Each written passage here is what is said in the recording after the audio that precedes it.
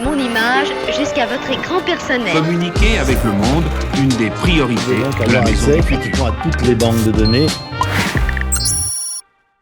Bonjour, je m'appelle Maryse Broussaille, je suis professeure d'histoire-géographie en lycée et je vais rencontrer Alice Antôme qui dirige l'école de journalisme de Sciences Po Paris pour lui demander si les journalistes parlent tous de la même chose.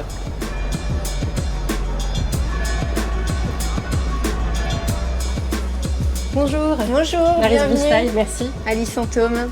Enchantée. Quand j'évoque les médias avec mes élèves, certains me disent que les journalistes parlent tous et toutes de la même chose. Et donc je voulais savoir qu'est-ce que vous pensez de ce ressenti. Alors parfois c'est un peu vrai. C'est vrai que quand on lit l'actualité, on a l'impression que globalement il y a un peu les mêmes titres sur les différents sites d'information français par exemple. Monsieur, pourquoi achetez-vous le journal? J'achète le journal par habitude d'abord. J'achète toujours le même journal. C'est comme un ami. C'est un ami que je retrouve tous les matins, qui m'annonce pratiquement 95% de mauvaises nouvelles. Alors il faut reconnaître qu'il faut une sacrée dose de masochisme pour acheter le journal tous les jours.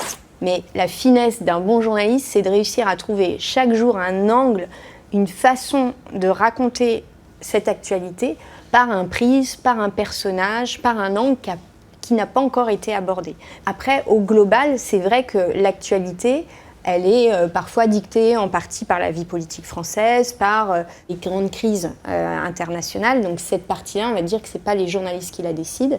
Et puis, il y a aussi une partie qu'on peut aller chercher qui n'est pas forcément l'actualité brûlante, peut-être des sujets qu'on va trouver dans la vie quotidienne. Ça nécessite des grands talents d'observation et d'écoute des journalistes quand ils sont sur le terrain, quel que soit le terrain. Alors je vais vous tendre un téléphone avec une vidéo dessus, qui est une vidéo d'archives. Je vais vous laisser la regarder et puis je vous laisser réagir ensuite. Aujourd'hui, difficile d'échapper à un sujet qui envahit les écrans, les radios, les conversations depuis maintenant plusieurs semaines. La presse en fait-elle trop autour de l'épidémie de coronavirus?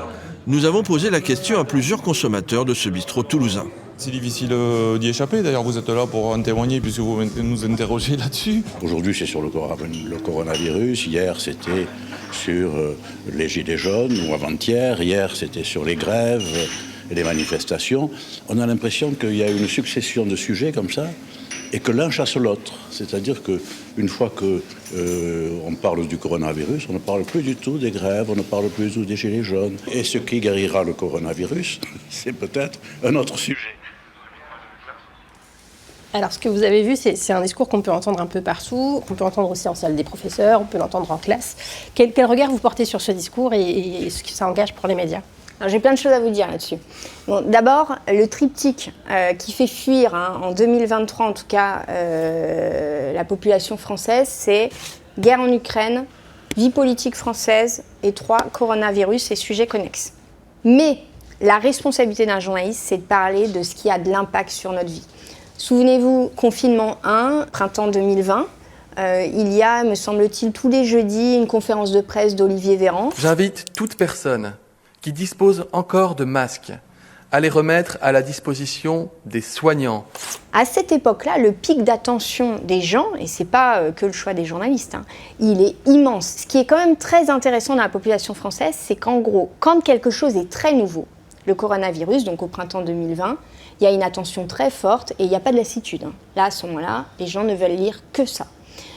Quand il y a le début de la guerre en Ukraine, pendant les 3 premières semaines, pareil, la population française ne lit que ça. Mais assez vite, ça s'érode. Et effectivement, l'attention pour la nouveauté, très vite, hop, dès que ça rentre un peu plus dans la mécanique, on va dire, hebdomadaire, donc au-delà d'un mois, alors là, il n'y a plus d'intérêt. Donc, en fait, c'est quand même assez compliqué aussi pour les journalistes de juger, c'est-à-dire que quand c'est nouveau, très nouveau, alors vous avez une attention énorme. Et puis après, il faudrait qu'on laisse tomber le sujet complètement parce que l'attention n'est plus là, alors qu'il y a vraiment quelque chose d'important, c'est le droit de suite. Alors, est-ce que vous pourriez nous expliquer ce que c'est que le droit de suite? Le droit de suite, c'est un peu un concept nébuleux pour dire tout simplement qu'on suit une histoire.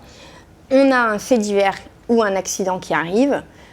Pour ne pas donner l'impression à notre public qu'on le traite quand c'est de l'actualité brûlante et qu'après on s'en détourne et qu'on part sur d'autres terrains, il faut suivre l'histoire. Pour moi, c'est très important et c'est aussi en phase avec ce que le public attend de nous.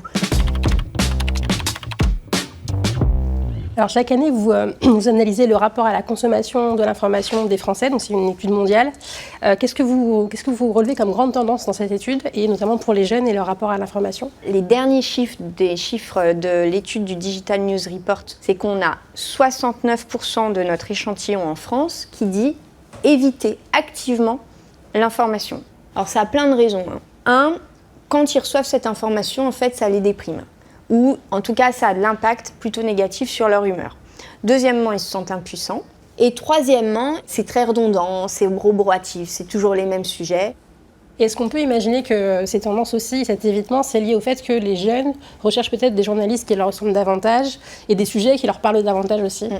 C'est important, l'incarnation. Donc, ce qui fonctionne bien aujourd'hui pour effectivement les 18-25 ans ou même un peu plus jeunes, c'est d'avoir un visage dans lequel ils se projettent. Donc, ce qui explique parfois l'engouement pour des vidéos type Brut, Loopsider et autres. Et la deuxième chose, c'est sur les sujets traités. Est-ce que ça fait partie de leur quotidien, de leurs préoccupations? Oui, non. Selon en fait la créativité du journaliste et sa capacité d'observation et d'écoute, il va y avoir une affinité plus forte et une attention plus forte de la part des jeunes sur des sujets dont ils considèrent que c'est leur quotidien, plutôt que d'autres sujets qui leur semblent très éloignés finalement de leur vie au jour le jour. Et là, vous avez cité donc Loopsider ou Brut. Est-ce qu'il y a des médias que vous conseilleriez à des jeunes, notamment à des lycéens? Alors, je ne conseille aucun média. Je conseille au contraire d'aller vers les médias qu'on n'aime pas. Alors, ce qu'on aime déjà, on le regarde, j'ai pas besoin de dire. Mais d'aller vers des médias ou des sources qu'on n'aime pas, parce que les valeurs défendues sont à l'opposé des nôtres. En fait, c'est très important quand même de savoir ce qui se passe, parce que c'est ça le débat d'idées, c'est ça le pluralisme, c'est ça la diversité française. Et on a vraiment une chance infinie en France, et c'est une spécificité culturelle de la France. On a une diversité des médias incroyable, une très grande richesse, mais il y a aussi une très grande diversité de modèles économiques. Donc il y en a qui sont sur de l'abonnement, il y en a qui sont payants à l'article, il y en a qui sont gratuits, il y en a qui font de la publicité. Et pour moi, c'est très important de cultiver cette différence et la connaissance de l'altérité pour qu'on vive dans une société civilisée. Alors je vais vous tendre un carnet. Dans ce carnet, il y a des phrases qui ont pu être dites par des élèves dans différents contextes, dans des ateliers d'éducation aux médias notamment. Donc je vous laisse en prendre connaissance et puis y réagir éventuellement. Alors, les infos, ça ne me concerne pas. Ce journaliste, il a une tête de journaliste. Ouais, ça, c'est un peu gratuit quand même de dire des choses comme ça. J'imagine que derrière ça, il y a l'idée que peut-être une tête de journaliste, c'est un homme blanc qui représente pas la diversité de la population française. Et là-dessus, il y a vraiment des efforts qui sont faits, qui ne sont pas suffisants, mais pour que, justement, l'incarnation de l'information soit plus conforme à la diversité de la population française. Pour favoriser la mixité en école, une préparation gratuite au concours pour les boursiers a vu le jour en 2007. Des cours sont dispensés dans plusieurs villes pour aider les candidats. Toute la profession comme ça, c'est une profession où les enfants de ce qu'on va appeler les classes moyennes ou supérieures sont surreprésentés. Et ça, c'est embêtant dans toutes les professions, mais c'est peut-être surtout embêtant dans notre profession de journaliste, parce qu'un de nos boulots, évidemment, c'est de raconter la France, c'est de raconter ce qui se passe dans ce pays aux Français. On sature quand on regarde les chaînes d'information. Alors les chaînes d'information, c'est pas fait pour être consultées de façon permanente. C'est vraiment, il faut les picorer. Par exemple, si vous avez besoin d'un rattrapage de l'actualité le dimanche soir avant de reprendre votre semaine, vous aurez un résumé très rapide. Mais globalement, c'est plutôt une façon de se faire gagner du temps plutôt que une consommation en longueur. Ça, c'est vrai que ça peut mener à pas mal d'indigestion sans doute. Alors moi je suis aussi formatrice, donc je forme des enseignants à l'éducation aux médias et à l'information, et ce qu'on promeut, ce qu'on valorise et ce qu'on encourage en éducation aux médias et à l'information, c'est de faire produire les élèves, justement, de les faire s'exprimer dans des productions médiatiques qui peuvent avoir des formes diverses, des journaux, de la web radio, de la web TV, pourquoi pas sur les réseaux sociaux. Qu'est-ce que vous pensez de cette proposition, vous ?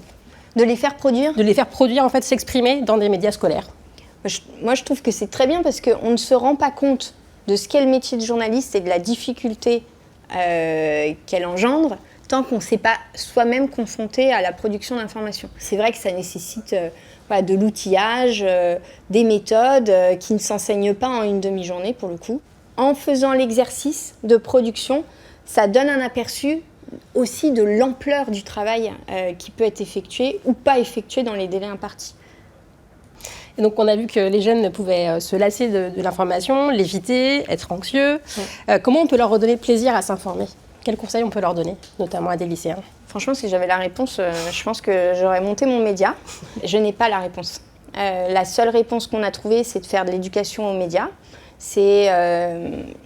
Moi, je crois beaucoup à cette phrase qui est « Si vous n'avez pas les bonnes informations, vous ne pouvez pas prendre les bonnes décisions sur votre vie. » Donc si demain, on est soit dans l'évitement informationnel, soit, encore pire, dans de la désinformation, alors on va être dans un brouillard géant qui va mener à des très mauvaises décisions et pour la vie personnelle de chacun, et pour la vie de notre société, et pour le monde de l'entreprise. Donc, j'ai pas la réponse à cette question, mais je crois vraiment qu'une bonne information égale une bonne décision, à n'importe quel niveau.